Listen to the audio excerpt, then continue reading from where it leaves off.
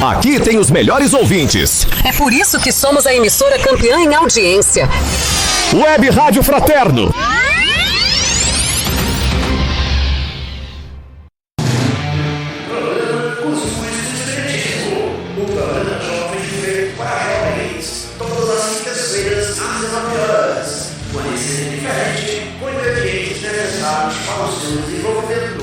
Palestras, estudo e informação, com carinho, respeito e muito valor por você. Você não vai ficar de fora, não é?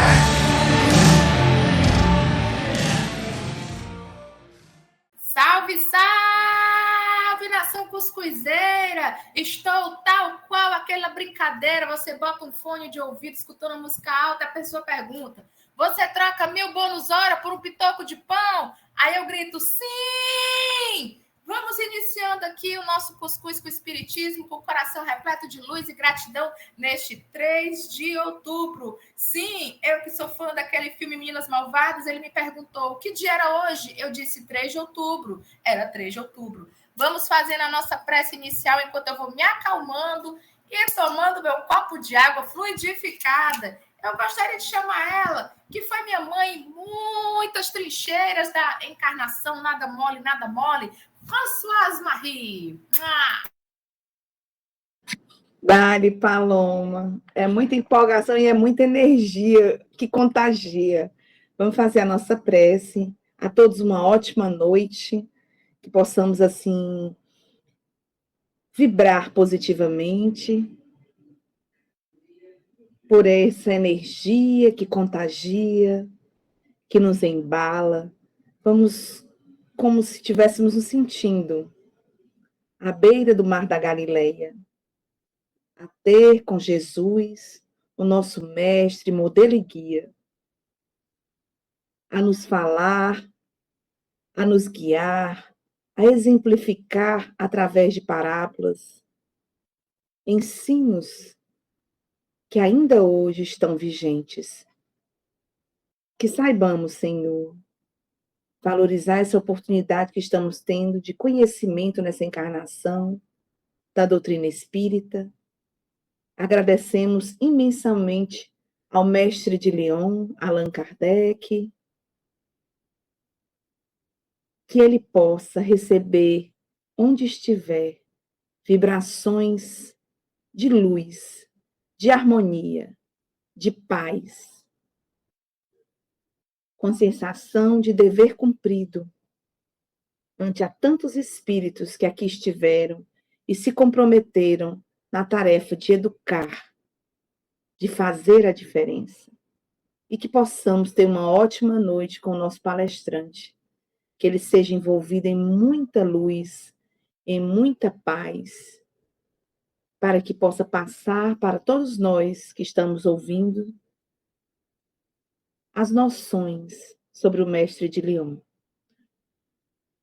Que a tua luz se faça presente nos nossos corações hoje e sempre, que assim seja. Que assim seja. Cadê ele? DJ JP, papoca! Que já a gente já inicia recebendo nosso convidado. Momento musical. Ligou. Pediu. Tocou. Mais músicas, mais informações. Web Rádio Fraterno. Incomparável.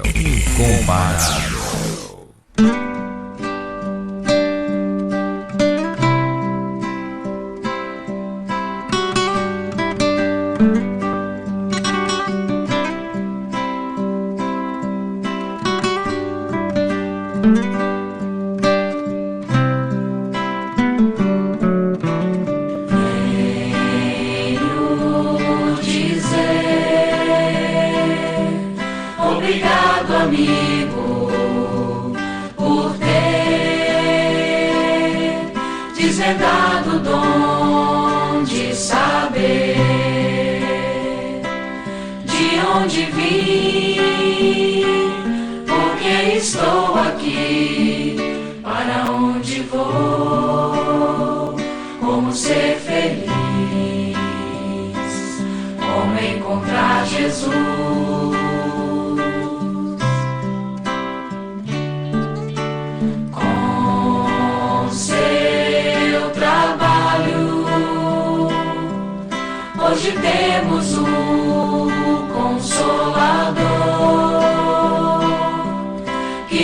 trouxe o Cristo, rede vivo, e a nossa fé hoje é raciocinada, não há mais nada o que temer, apenas caminhar.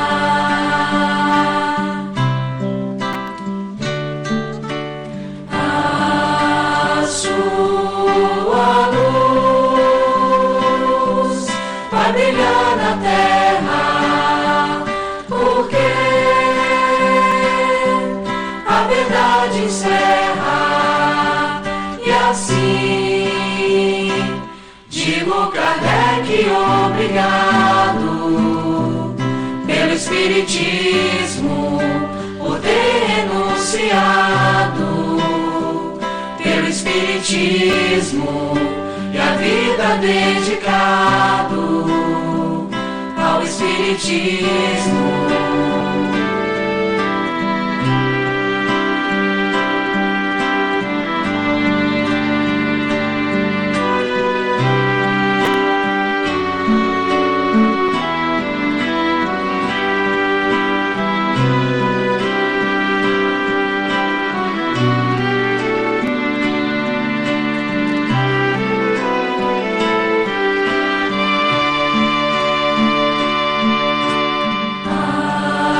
A sua luz vai brilhar na terra, porque a verdade encerra, e assim digo Kardec, obrigado pelo Espiritismo, por ter renunciado pelo Espiritismo e a vida dedicado ao Espiritismo. Ao Espiritismo.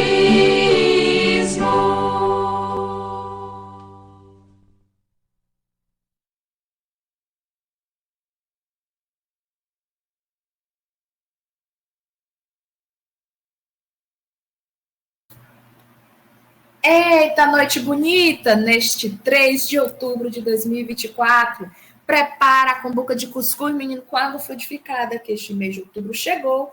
E eu já, além de ter percebido semana passada que tinha panetone nas prateleiras, já estou sentindo o cheiro de quê? De Natal chegando. Roberto Carlos saindo da geladeira, depois vai se aposentar. Ele estava na geladeira junto com a perna mecânica. Eu descobri hoje que ele tinha perna mecânica. Então, aqui estamos. Aqui estamos todos reunidos para receber o nosso palestrante com muito carinho. E também hoje, dia 3 de outubro, é o dia que todo espírita devia comprar um bolo. Tem que ser um bolo assim, sabe, para você comer. Dá uma desculpa assim para comprar um bolo. Que é o aniversário do nosso Allan Kardec, nosso libriano mais famoso. Isso, depois da minha mãe, claro. E além disso, gente, vamos receber com muita alegria o nosso querido Zé Alcides, com o tema de hoje, Allan Kardec, o codificador. Vai ser o nome do meu filho. Quando tiver um filho, vai ser Allan Kardec. Se for gêmeos, vai ser Allan e Kardec. Alô, Zé Alcides, seja muito bem-vindo. Boa noite, Paloma. Boa noite, Iraci, Françoise, né?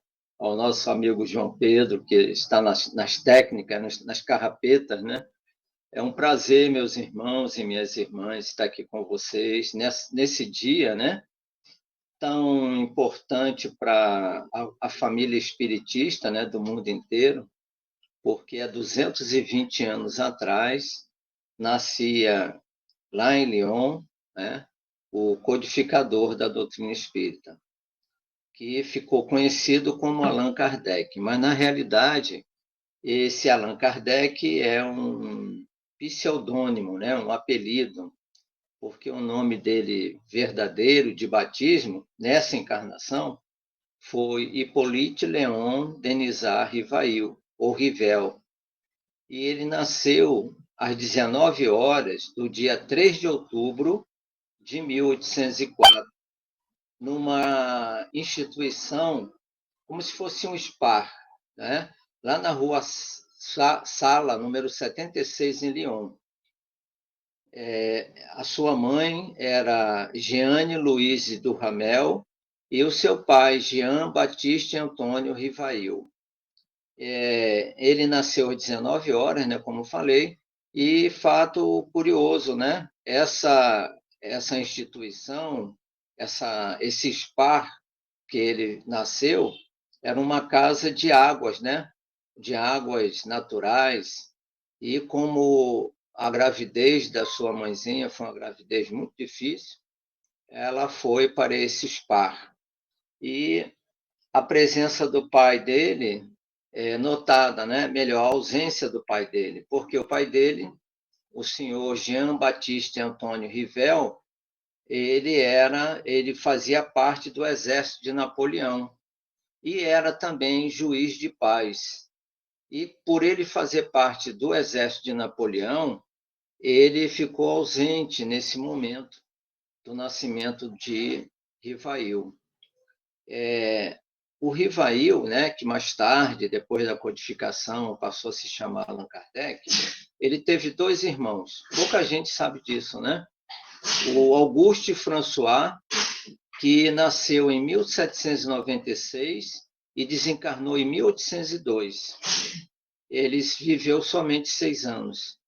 E em 1799 nasce Marie François, a sua irmãzinha, que desencarnou em 1801, tendo somente 2 anos de existência.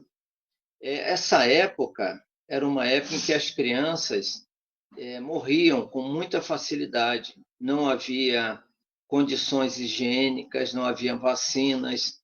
Então, as crianças dificilmente sobreviviam.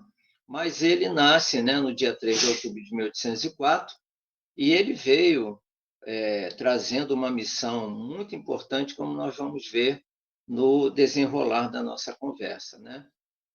Bom, ele nasce, mas ele realmente nunca morou em Lyon. Ele próprio diz isso, né, na Revista Espírita de 1862, no artigo, né, intitulado Os Milhões do Senhor Allan Kardec. Ele ali diz que nunca residiu em Lyon. Ele somente nasceu em Lyon, mas ele morava numa localidade chamada Bourg-en-Bresse, que era distante de Paris cerca de 60 quilômetros. Em 1814, com 10 anos, ele é enviado para o Instituto do professor Pestalozzi, que ficava na Suíça, em Yverdon. Era um castelo, né, onde o professor Pestalozzi, que foi um missionário também na área da educação, ele ali foi fazer os seus estudos complementares. Até 10 anos ele ficou morando em Bourg-en-Bresse. Lá ele fez os seus primeiros estudos e em 1814 ele vai para a Suíça estudar no Instituto do professor Pestalozzi. E não era qualquer um que podia estudar nesse instituto, não, porque era muito caro, mas a avó, por parte materna, ela tinha uma boa condição financeira, mãe da mãe dele, né? E o avô dele, por parte de mãe, foi guilhotinado. Eles estavam vivendo a época da Revolução Francesa e muitas pessoas morreram na guilhotina, inclusive o avô dele, por parte de mãe. Então, a mãe e um tio foram os que cuidaram do crescimento dele, da sua educação. E ele vai com 10 anos, né, para Yverdon. Ele lá, então, 5 anos depois, em 1819, ele era tão inteligente que ele foi elevado à categoria de submestre. As notas dele eram excelentes. Quando Pestalozzi precisava viajar, ele ficava substituindo na parte pedagógica, né? Orientando os alunos que tinham mais dificuldades no aprendizado. E nesse instituto do professor Pestalozzi, lá Pestalozzi era de religião reformista, né? Como nós chamamos aqui no Brasil, evangélicos. E a família dele, lá na França, eram alguns católicos, então ele viveu a infância entre o catolicismo e o protestantismo. E isso aí mexeu muito com a cabeça dele, porque ele gostaria que as religiões se irmanassem. Era um sonho dele, desde criança. E ele vem fazer isso quando ele, mais tarde, né, ele lança a doutrina espírita, então ele vai realizar esse seu sonho. Em 1822, ele retorna a Lyon, mas em seguida ele foi logo para Paris, aonde ele residiu na Rua Arpa, número 117. Então, com 18 anos, ele se volta formado, né, como pedagogo, e ali, em 1824, 2 anos depois, ele já cria um instituto, né? E em 1824, também, um instituto do professor Pestalozzi, ele encerrou suas atividades por questões financeiras, né? Ele não pôde continuar com o instituto. Parece até que ele durou esse instituto para formar a mente, né, do professor Rivail, agora professor Rivail. Bom, ele então, como professor, ele foi muito muito pródigo, né, na área do ensino. Vejam bem quantos livros ele preparou. Em 1824, ele cria o curso prático e teórico de aritmética, segundo o método de Pestalozzi, para uso dos professores e mães de família, porque na época dele, a primeira fase do aprendizado era feita pelas mães em casa. E depois, quando o filho alcançava a idade de 10, 11 anos, ele ia para fazer o curso complementar, que hoje pode ser considerado um curso acadêmico. Em 1828, ele cria o Plano Proposto para Melhoramento da Instrução Pública. Em 1831, ele cria a Gramática Francesa Clássica. Olha só, não é mole, né? Em 1846, ele cria o Manual dos Exames para os Títulos de Capacidade. Nesse mesmo ano, em 1846, ele cria Soluções Racionais das Questões e Problemas da Aritmética e da Geometria. Em 1848, ele cria o Catecismo Gramatical da Língua Francesa. Em 1849, ele cria os Ditados Normais dos Exames da Municipalidade e da Sorbona. Em 1849, ele cria Ditados Especiais sobre as dificuldades ortográficas. No ano de 1823, interessado pelo mesmerismo, né, ou magnetismo animal, nós sabemos que Mesmer, né, foi o criador do magnetismo animal. Ele, então, começa a frequentar as reuniões da Sociedade de Magnetismo de Paris, vindo ser ele próprio um magnetizador. Então, em 1823, ele se torna um magnetizador, né? Hoje, nós poderíamos dizer que era, além do curso de passe, um curso mais extensivo ainda. Em 23 de novembro de 1795, nasce aquela que seria a sua companheira, Amélie Gabrielle Boudet, 23 de novembro de 1795. Ela também, pedagoga, ela escreveu os livros, né, Contos Primaveris, em 1825, Noções de Desenho, em 1826, e O Essencial em Belas Artes, em 1828. Em 1832, eles se casam em Paris, no dia 6 de fevereiro. Ela, 9 anos mais velha do que ele, mas aqueles que biografaram a sua vida dizem que ela parecia ser 10 anos mais jovem do que ele. Era muito graciosa, a Amélie Gabrielle Boudet. E ela desencarnou em 1883. Ele desencarnou em 1869. Então, ela viveu muito mais do que o seu marido, né? Bom, a missão do professor Rivail. Por volta de 1853, a cidade de Paris recebeu um movimento inusitado.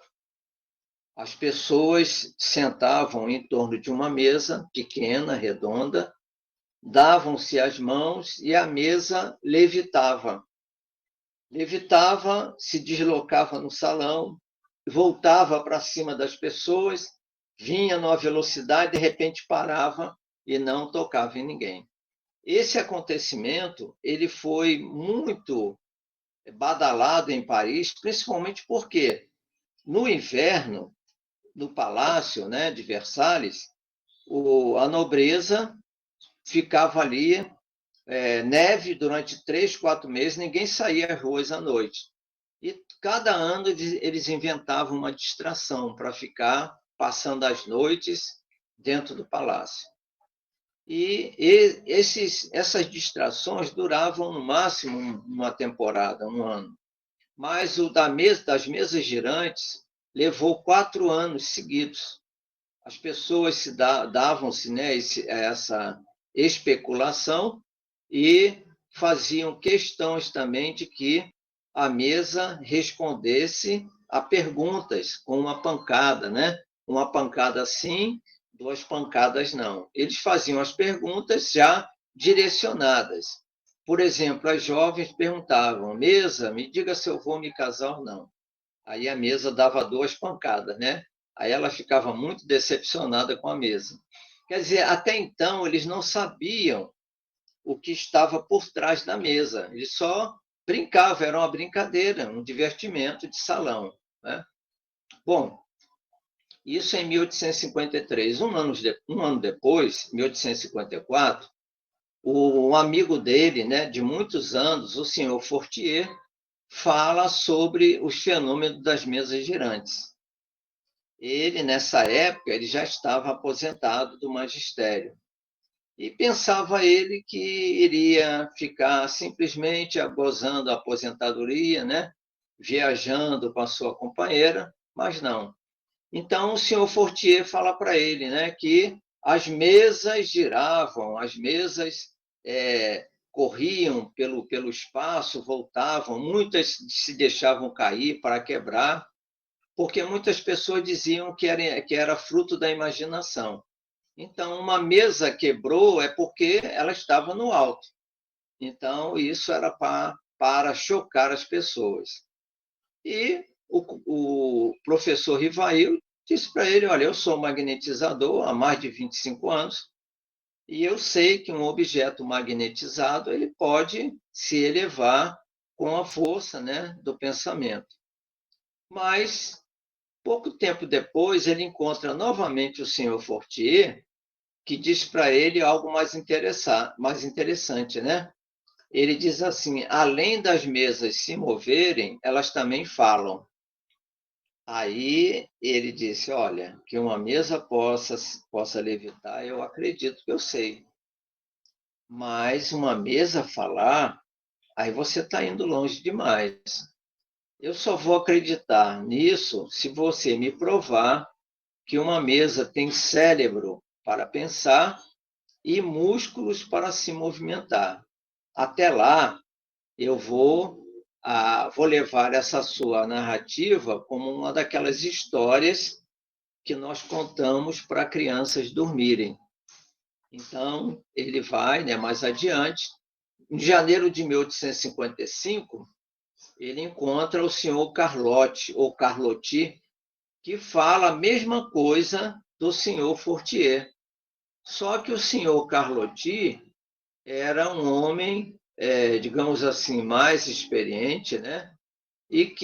Mas, apesar disso, o senhor Carlotti ele foi muito enfático. Ele era da Córcega, a mesma região de Napoleão Bonaparte, onde Napoleão nasceu, e as pessoas da Córcega eram levadas como muito entusiastas. E ele falou mais de 1 hora. E, ao invés de convencer o professor Rivail, foi o contrário, ele ficou mais descrente daquilo, né? Mas ele foi, nesse mesmo ano, né, em maio de 1855, ele é convidado a assistir uma dessas reuniões na casa de uma senhora chamada Plene Maison. ela realizava essas sessões na sua residência, e ele, como era um pedagogo muito conhecido na França, inclusive ele fez a reforma, né, gramatical da língua francesa. E eles, então, o convidaram para participar de uma reunião, já que ele era muito cético, ele não acreditava assim com muita facilidade, e ele, então, vai na residência da senhora Pliny Mason, e ele diz assim: havia ali um fato que decorria de uma causa, como que a revelação de uma nova lei. Enquanto os outros viam aquilo como uma distração, como uma brincadeira, ele viu ali algo de muito sério atrás daquelas mesas que giravam e que respondiam não com palavras, mas respondiam com pancadas. E alguns inventaram um alfabeto, né? E para cada letra a mesa dava uma batida. Então a letra A, uma batida, a letra B, 2 batidas. Então era muito demorado essa comunicação, muito demorada. Mais tarde eles inventam, né, outras formas de ser mais ágil. E ele diz assim: a comunicação se dava a partir de uma cesta que escrevia em uma ardósia. Essa cesta já foi uma criação mais inteligente. Por quê? Essa cesta, ela tinha um formato de um triângulo. Num dos vértices do triângulo ficava um lápis. Ali eles faziam um furo, introduziam um lápis. E nos dois outros vértices, o médium segurava com os 2 dedos só. Ele só tocava com os dedos. E essa cesta, que eles chamavam de carrapeta, ela saía escrevendo, agora frases completas com muita rapidez. E ele, nessa reunião, ele ficou pensativo, diferente das outras pessoas que queriam só divertimento. Ele pensou assim: o que está por detrás dessa cesta? Que mistério é esse?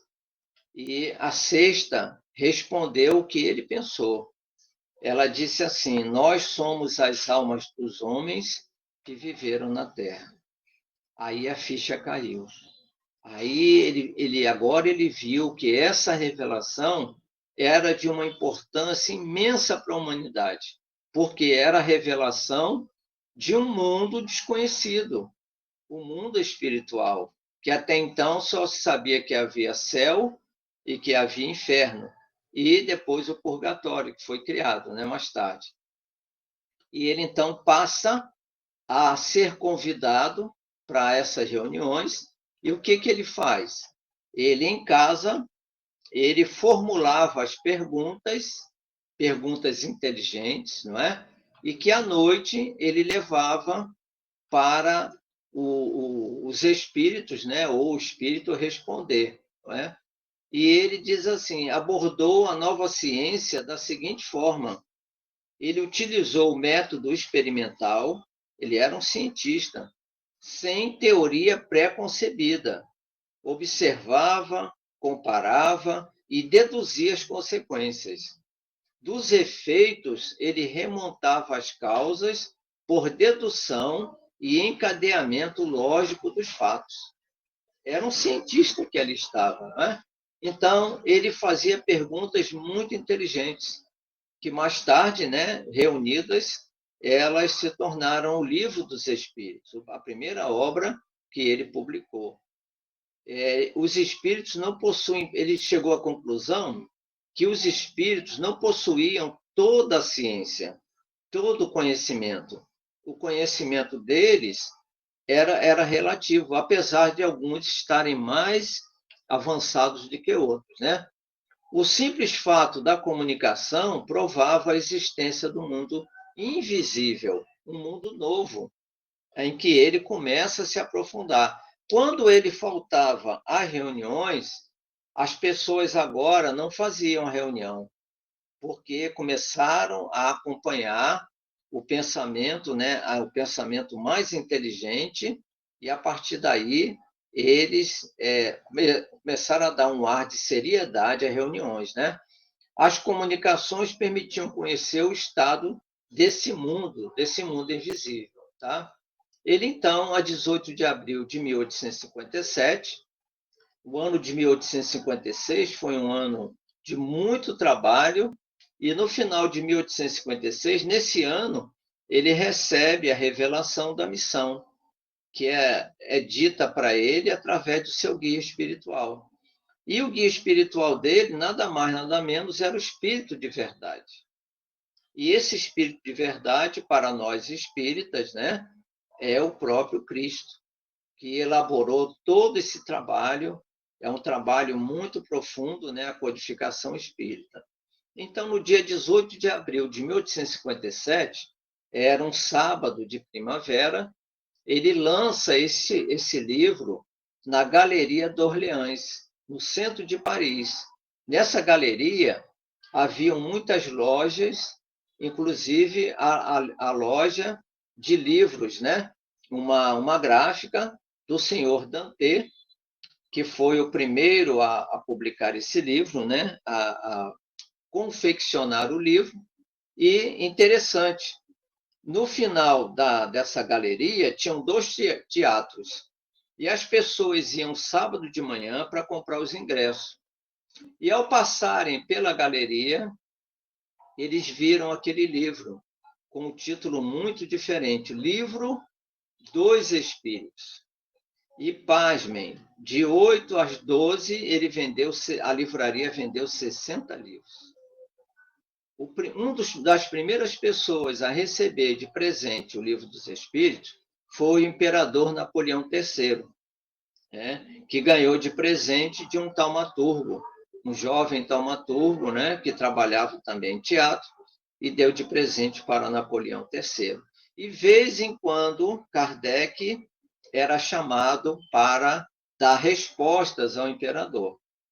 Agora, vocês devem estar perguntando, mas o nome dele não era Hippolyte Denisard, né? Rivail? Hippolyte Léon Denisard Rivail? Como é que surge Allan Kardec? Bom, primeiramente, é o resultado de uma humildade muito grande, porque ele não foi o autor do livro, ele diz isso. Ele simplesmente fazia as perguntas, mas quem respondia às perguntas eram os espíritos, através de 4, 5 jovens que variavam entre 13 e 17 anos. Respostas muito profundas às perguntas também muito inteligentes que ele fazia. Então, ele não se sentia como autor da obra. Aí surge um problema. Como é que esse livro vai sair com o título do autor, sem o título do autor? Aí ele se lembrou que, assim que ele começou a frequentar reuniões, o espírito que presidia essas reuniões se chamava Zéfiro. E o Zéfiro disse que ele, nas Gálias, na época de Júlio César, ele era um sacerdote druida e se chamava Allan Kardec. Aí ele, então, vai e dá o nome, né, do autor como Allan Kardec. E ele, então, passa a publicar outras obras depois, não é? Em 1859, ele publica o que é o Espiritismo. 1861, o Livro dos Médiuns. 1862, ele publica o Espiritismo em sua mais simples expressão. Nesse mesmo ano, Viagens Espírita, 1862. No ano de 1859, ele faz uma revisão e amplia o Livro dos Espíritos. Em 1864, ele publica o Evangelho segundo o Espiritismo. Em 1865, ele publica o livro O Céu e o Inferno, ou A Justiça Divina segundo o Espiritismo. E, finalmente, em 1868, ele publica o livro A Gênese, o último livro publicado. No ano seguinte, 1869, no dia 31 de março, ele desencarna. Mas nos deixou esse legado extraordinário que é a doutrina espírita.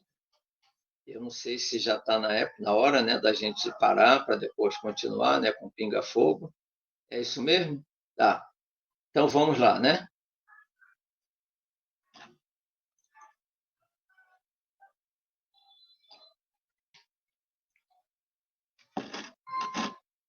Eita, eita, eita. Nossa locutora caiu a internet. João, tu pode colocar a música pra gente?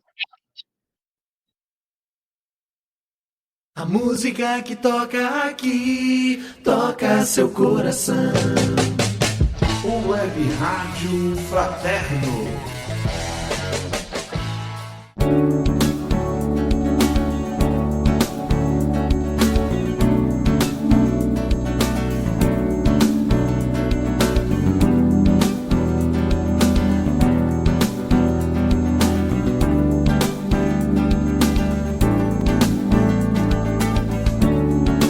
Ele é o Pai de todos nós, uns chamam de Deus, de Criador, e outros o chamam de amor, de luz, de vida. Mas Ele é um só e está entre nós.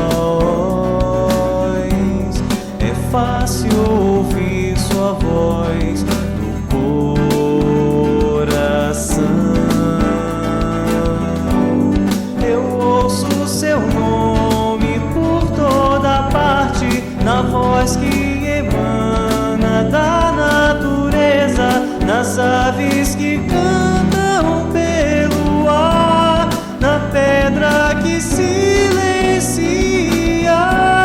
na voz de um menino a rezar, no som da vida.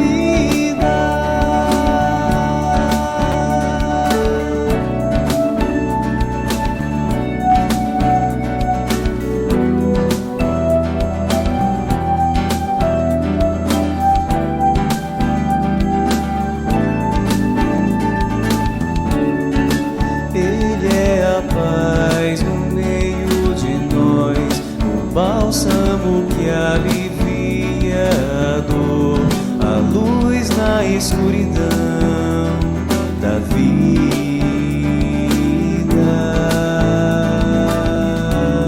Com Ele ninguém está só, não importa a pessoa.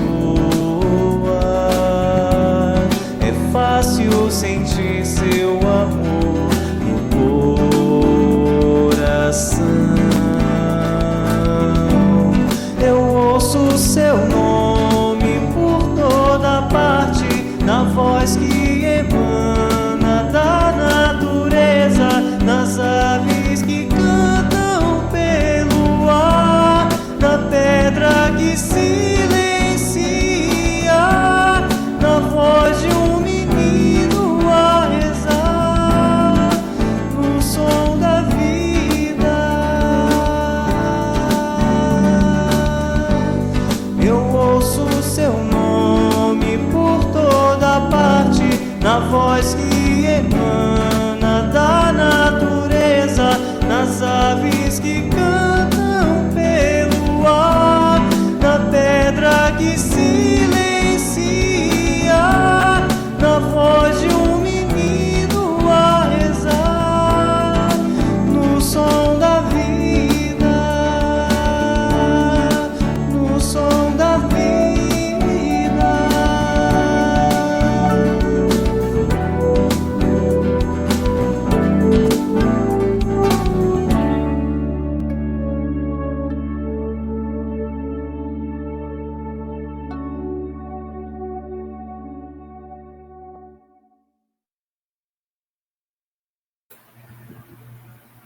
Estamos de volta neste cuscuz maravilhoso, nesta noite bela e maravilhosa. Isso mesmo. Então, o Sr. Alcides falou sobre o nosso querido Allan Kardec e vamos iniciar o nosso segundo momento com o Pinga Fogo no Cuscuz. Alô, alô, parlez-vous, Françoise Marie, que Alcides, écoutez-toi. Nossa, um dia eu quero aprender a falar francês como tu falas, viu, Paloma? Pode ter certeza. Mas vamos nós. Que noite abençoada, né? Falar do mestre de Lyon. eu queria saber, assim, alguma curiosidade que o senhor tenha da vida dele, que muito marcou como se ele fosse a pessoa que o Kardec era. Algum fato da vida dele bem interessante para todos os ouvintes. São tantos, né? São tantos fatos.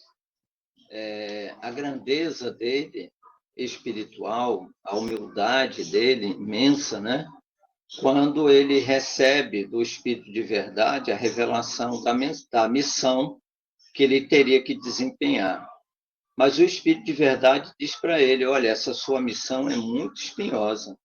Você pode recusar, você não é obrigado a aceitar, não, porque o outro virá substituí-lo.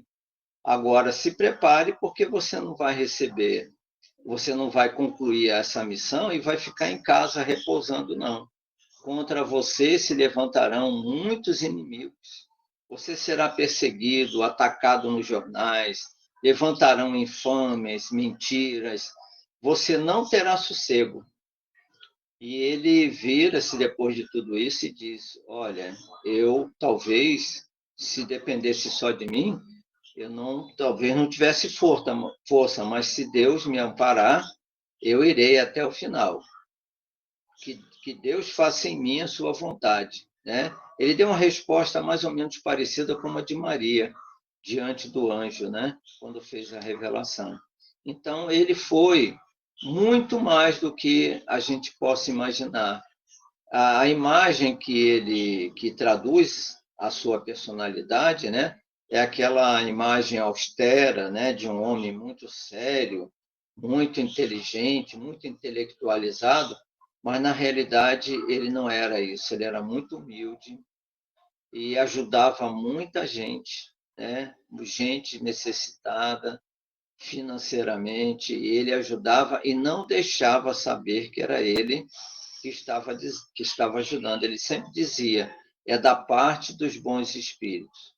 Então, certa vez, todas as suas economias e da esposa dele, eles entregaram a um tio para fazer aplicações. E o tio era chegado a jogos, né, e perdeu todo o dinheiro deles. Então, nessa época de muita dificuldade, em que ele tinha que, à noite, trabalhar como contador, além do que ele fazia de dia, né, como professor, ele ensinava de graça a alunos que não podiam pagar na sua residência. Ensinava todas as matérias para que esses alunos pudessem se tornar pessoas competitivas no mercado de trabalho naquela época. Então, um homem muito bom, um homem muito desprendido, muito caridoso e muito humano também. Agora, é difícil dizer qual foi a mais, né? Porque tem muitos fatos na vida dele, né, que realmente demonstram a sua grandeza. Isso quer dizer, na sua fala, que se ele não tivesse preparado, iria surgir uma outra pessoa preparada para assumir a missão, né? Bem interessante a gente ver esse assunto. Aí eu pergunto, como é que o Kardec, naquela época, onde tinha tantos conflitos sociais, onde a sociedade ainda era tão arcaica, como é que ele colocou, como é que ele foi recebido a ideia que há um mundo espiritual que nos cerca, que está além da nossa, muitas vezes, da nossa compreensão, e como é que foi que a sociedade, porque lidar, como o senhor falou, as mesas girantes é uma coisa, mas saber que as mesas têm condição de ter uma comunicação entre o plano material e o plano espiritual é outra. Então, como é que foi recebido pela sociedade? Será que não causou? Porque hoje ainda há um preconceito muito latente acerca das religiões irmãs que têm um papel na espiritual, né, no modo geral. Então, a gente vê que é um tema muito, muito tocado, com muito cuidado, com muito carinho, pelos que não aceitam, né? E eu queria saber um pouquinho mais. E o Kardec, a visão que ele tinha de religiosidade? Olha, ele tinha à frente dele duas barreiras, né? os cientistas que se julgavam muito, mas que não sabiam nada naquela época, e que ele fazia parte, né, dessa sociedade científica. Assim que ele publica o Livro dos Espíritos, ele já foi esquecido, né, pelos seus colegas, como se ele tivesse perdido a razão, como Paulo de Tarso, né, quando se converte ao cristianismo. E, do outro lado, o clero, né, católico, que ainda mandava, né, na sociedade, não só de Paris, mas de toda a Europa. Então, a religião católica recebeu com muito cuidado, com muita aversão mesmo, né, colocando na relação de livros proibidos, né, o que eles chamavam de index prohibitorum. Eles colocaram primeiro o Livro dos Espíritos, depois colocaram o Livro dos Médiuns, mas quando saiu, em 1864, o Evangelho segundo o Espiritismo, aí o clero caiu em cima. E foi com tanta ferocidade em cima de Allan Kardec, que se ele não fosse o gigante que ele era, ele teria sucumbido. E ele, para poupar os médiuns, ele não coloca o nome dos médiuns no Evangelho segundo o Espiritismo. Por quê? Já não havia mais a Inquisição, a fogueira, mas eles poderiam interferir no ambiente de trabalho, as pessoas perderiam seus empregos, as crianças seriam perseguidas nas escolas, né? Existia bullying também naquela época.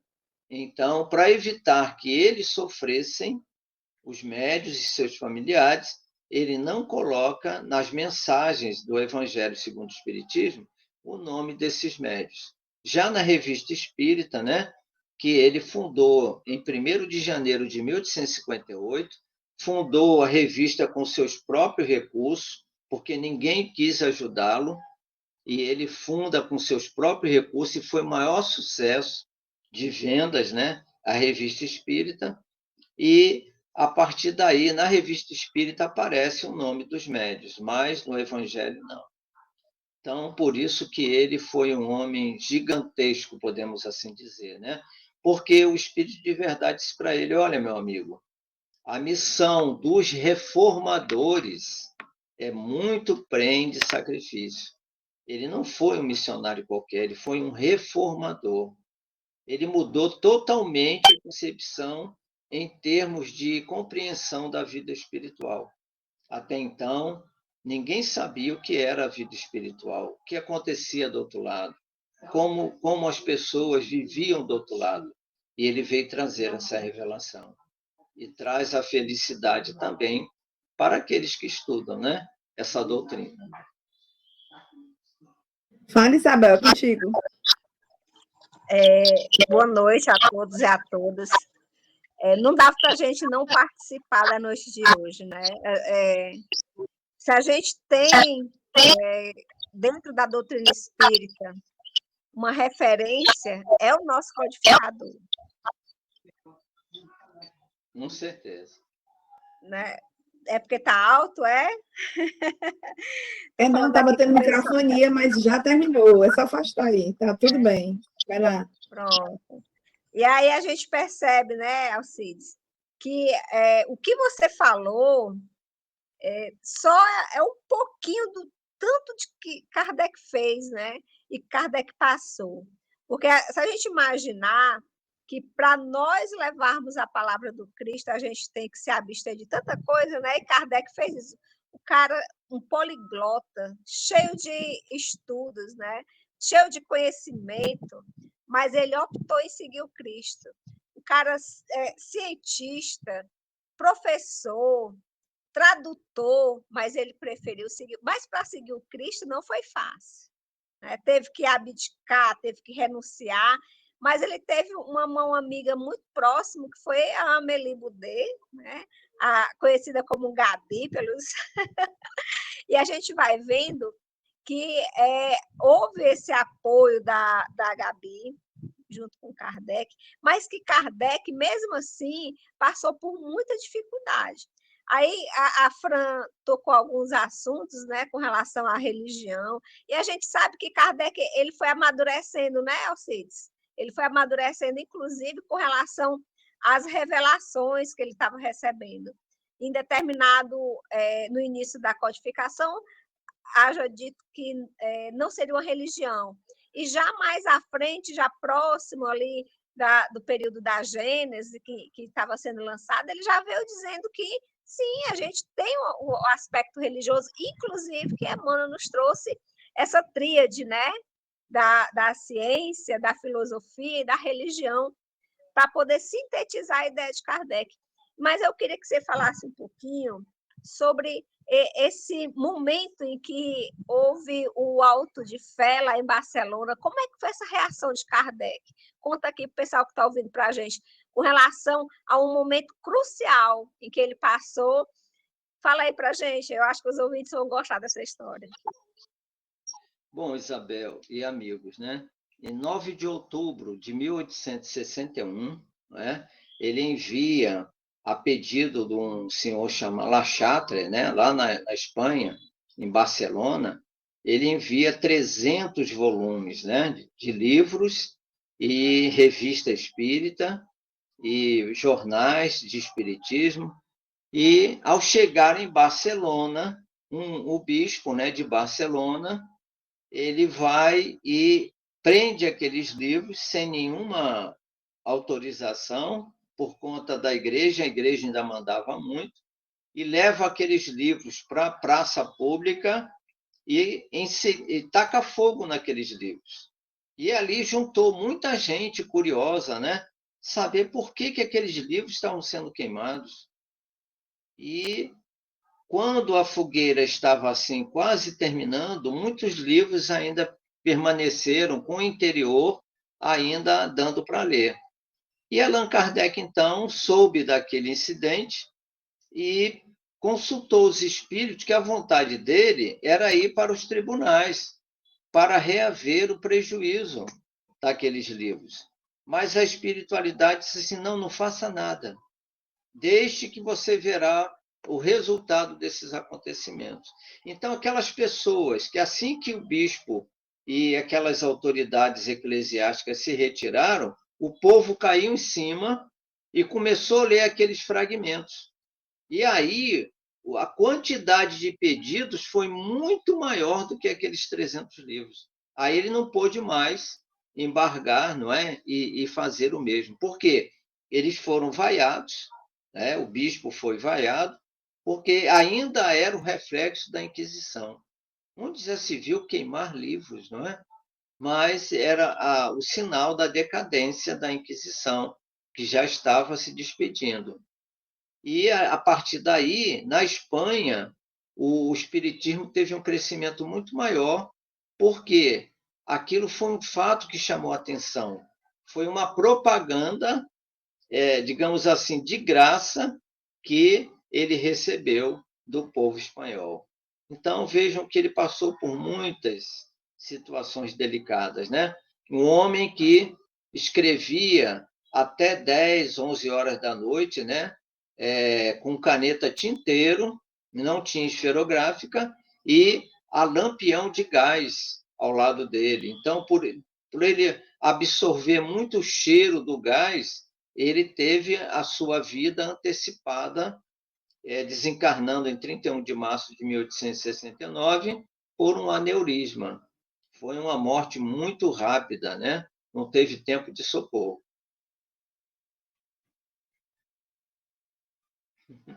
É contigo, Paloma. Eu já ia dizer, é comigo, Paloma? Pois vamos lá, gente. Gratidão, seu Alcides. É isso que se passa na minha cabeça, viu? A história do Allan Kardec indo de arrasta, gente, pro plano espiritual bem rapidinho para Papum, e eu fiquei, será que é comigo, Paloma? É comigo. Pois é, vamos lá. Não é um direto para mim, não, mas tudo bem. Tô brincando, gente.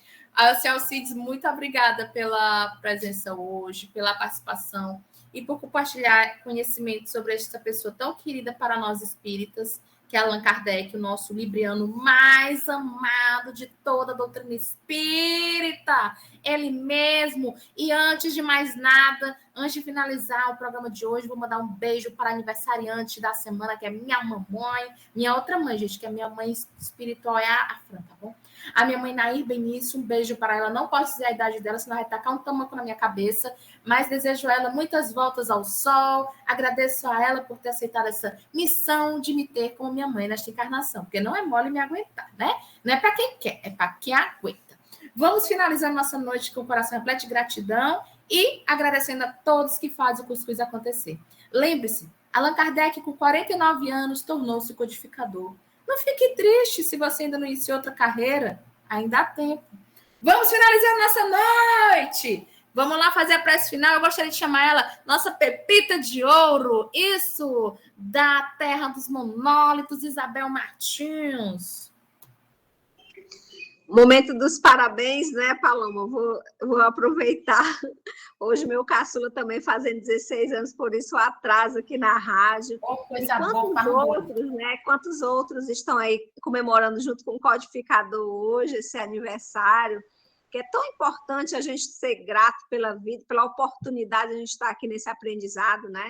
E tão importante a gente estar aqui no Cuscuz, reunidos, falando um pouquinho esses exemplos, eu não vou dizer nem mártires, não, vou falar esses exemplos de que é possível, como a Paloma falou, é possível seguir o Cristo. Então, que possamos unirmos com esse pensamento, elevando a nossa vibração, que essa vibração ela irradie dos nossos lares, para os lares vizinhos, que chegue aos altiplanos e ao Mestre, esse sentimento de gratidão, gratidão, Jesus, pelo nosso encontro, pelo nosso reencontro, gratidão pela família que nos ensina, que nos recebe todos os dias, quando chegamos da rua, dos nossos trabalhos, dos nossos afazeres, gratidão pelas oportunidades de estudar, de conhecer mais e mais, compreender, mudar o que nós podemos mudar, aceitar aquilo que nós precisamos passar para o nosso aprendizado. Que essa luz que se irradia pelas ondas do rádio possa chegar aos corações aflitos, e quantos não estão aflitos agora, possa lhes dizer, numa voz em seus corações, que tudo passa.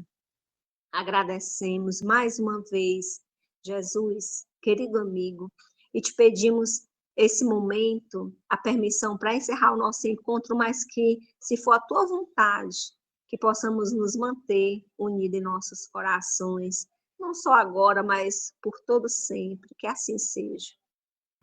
Que assim seja. Pessoal, até a próxima quinta, e olha que próxima quinta vai começar aquele evento que todo esdiano e adiano ama, a Expo ESD. Então, cheirinho de frio na barriga. Então, vamos, que este mês de outubro estará recheado de novidades. Peço licença, pardon moi, que vou comer um pedacinho de bolo espiritual, galera.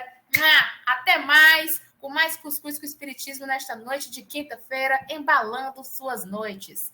É isso, tchauzinho, tchauzinho.